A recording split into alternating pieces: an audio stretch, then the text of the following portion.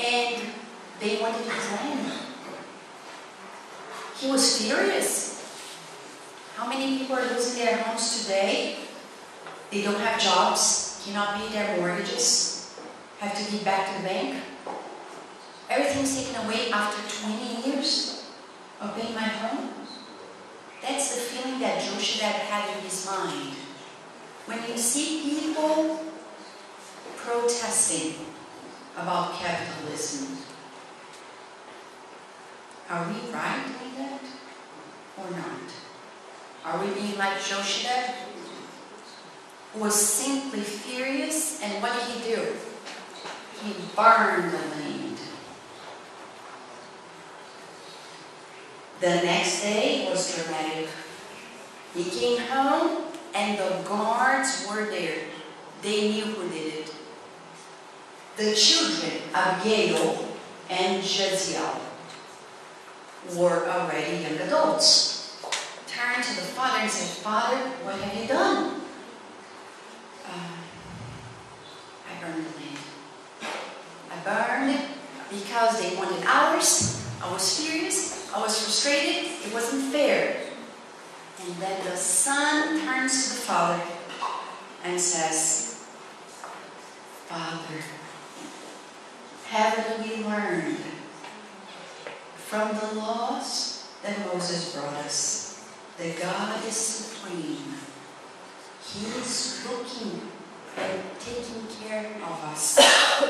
Why were you rebellious?"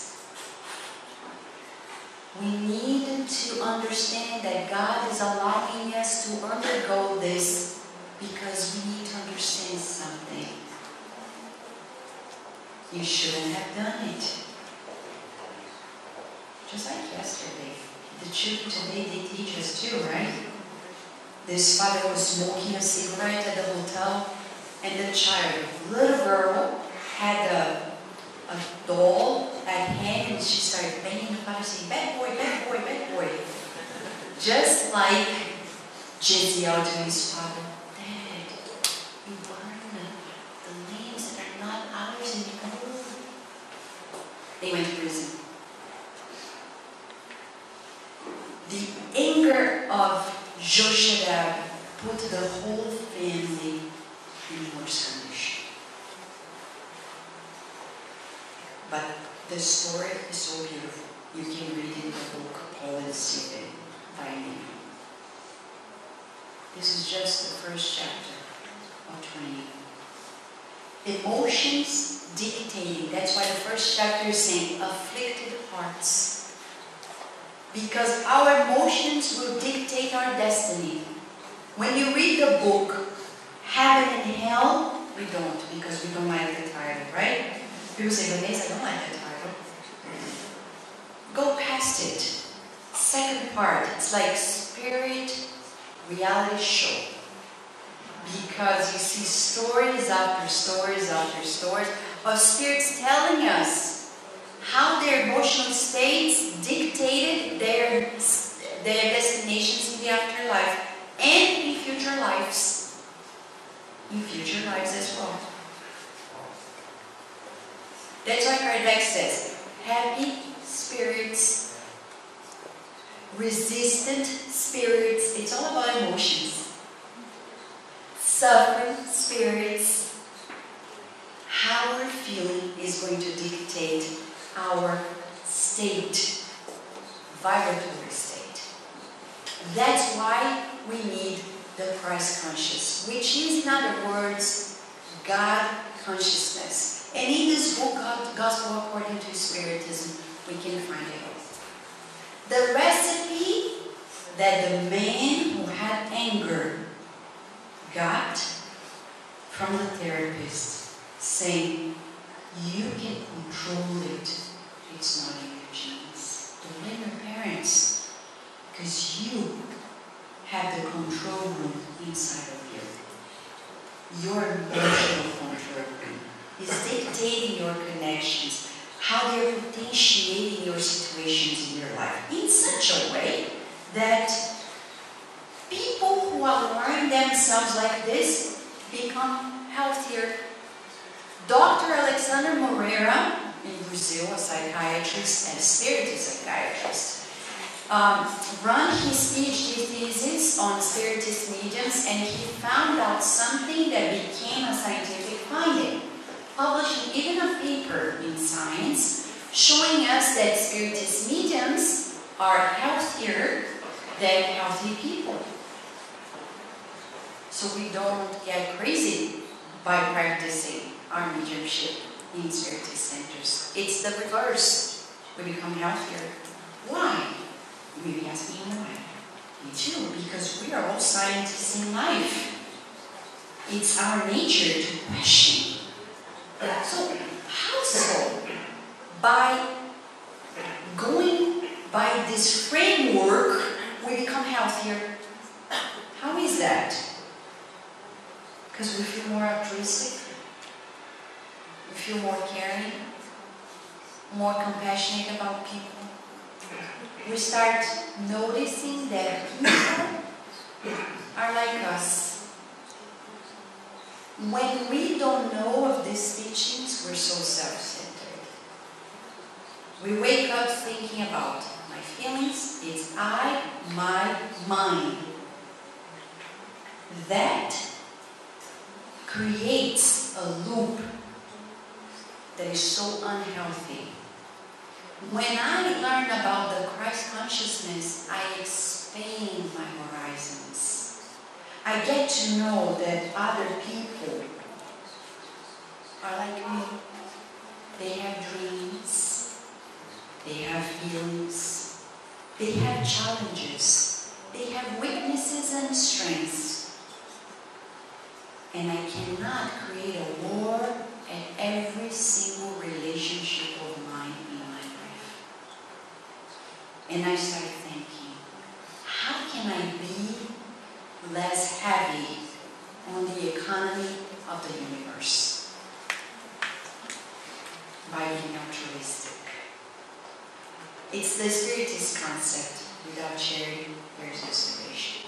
It's what Dr. Stephen Post, a leading scientist on voluntarism, proved to us that it's good to be good. It's good to be good. Science already tells that when we feel caring about others, we're healthier. It's the Jesus impact in our lives. No wonder, no matter if we are resistant to Jesus' message, this message already defined a new era in humanity. Since His coming, we count our time differently. There's one history before Him and one after. And it's beyond the man. It's about the message. And don't we need Jesus? We want the Spirit to care for us. We want other people to look at us and give us a break. Look at us knowing that we're emotional beings as well. We want them to look at us and start thinking, what can I do to help you? Why can't we do the same for others? And so people will say, but you know, I feel so selfish. I can't do it. Good news. Science tells us we are wired for altruism. How so? 4 years ago, scientists proved to us and published in one of the leading journals in science, Nature Neuroscience, that we have an area in our brain. This is a part of our brain. See that area that has like flames? This is here. It's this area in this posterior part of our cortex, the temporal cortex, that is highly activated when we're feeling altruistic. So it's as if we had an antenna here. You have invisible antenna. So when you and I connect to others and start thinking, I know, Marcos, he needs something. I'm connecting, I'm perceiving it. I'm going to go and reach out to him. And then Marcos turns and says, oh, I perceive Rosa needs help. I go there, Rosa, can I help you fill out these forms? When we're feeling like it, that area is activated. What does it tell us? That we have in our own biology the tool to display the best of us. If you think you are incapable of being like Jesus, science is telling us that Spiritism is right. We are born to be good. We are born to be good. And it is good to be good.